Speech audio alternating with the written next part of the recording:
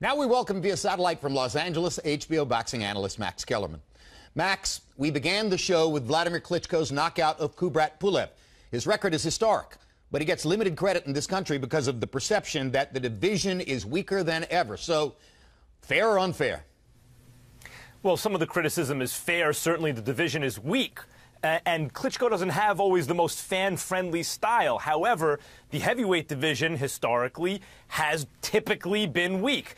Even if you want to argue this is an atypically weak division, Joe Louis reigned over a pretty weak heavyweight division, made the 25 title defenses, but because the way in which he dispatched the competition, he was not criticized to the extent that Klitschko has been. Klitschko is an historically dominant heavyweight, one of the more dominant heavyweight champions who ever lived, but it is true the opposition, as is normally the case, is weak. Only the 70s and the 90s really had tough heavyweights where there was one or more than one great heavyweight around at the same time. The 70s with Ali, Frazier, George Foreman, etc., and the 90s, Tyson, Holyfield, Bo Lewis, etc. All right, let's assume for the sake of argument that Bermane Stiverne versus Deontay Wilder gets made and that the winner really would go forward to fight Vladimir. Which one would be more dangerous to him? On paper, you think Stiverne, at least the sense is that a rugged guy who can take a shot and deliver a good shot can weather the Klitschko storm, get inside, rough him up, and knock him out, as Layman Brewster and Corey Sanders once did. But I'm not so sure. The way Klitschko has adjusted, the way he's overcome these stamina issues, it seems, and the way he deals with fighters who have gotten that memo and seem to crowd him and say, hey, I'll walk through the fire and I'll get to him and I'll break him. There's no walking through that Klitschko fire. If you walk into it, the fight's over. Maybe not Stiverne. After all, if Wilder can beat Stiverne, that means probably he's real. And a guy who's real, a guy who can take a shot, a guy who's proven it against a real contender like Stiverne, Wilder's tall, rangy, everyone sees the long left jab and the big right hand. So, in fact, if Wilder wins, I would say Wilder. What's your take on what's at stake for Manny Pacquiao against Chris Algieri in Macau? Should we care? Yeah, you have to. I'm not so sure that Pacquiao and Mayweather, that ship has sailed. I mean, in one sense it has. It'll never really happen. That fight only could have really happened several years ago.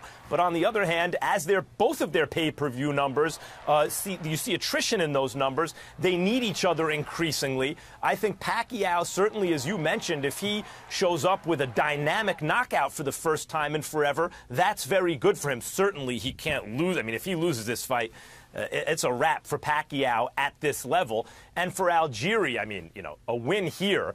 You look throughout boxing history, it almost never happens. We get this sense that the light-hitting, scientific kind of fighter can undress the old, once dominant, dynamic fighter, because that happened in the first gloved fight that everyone knows about, who pays attention to these things, John L. Sullivan and James J. Corbett. But when you look at the history of boxing, it actually almost never happens that the light-hitting scientist undresses the once dominant offensive fighter. So if Algieri can pull that off, it's an historically big win, and he's a boxing superstar. That's what's on the line for him. And for Pacquiao, boy, you better not lose, and it would be nice to look good.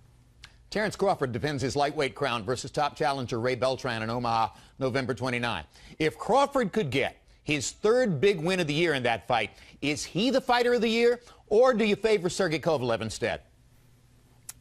I think Crawford, if he looks good doing it, especially if he scores a stoppage, he came on the scene. He was thought of as this kind of, by some in the press, I was not one of them, but some in the press considered him kind of a boring, not really special kind of fighter. And boy, he will have totally erased that with some big wins this year. I think honorable mention to Nicholas Walters, by the way, Jim, who dispatched two future Hall of Famers.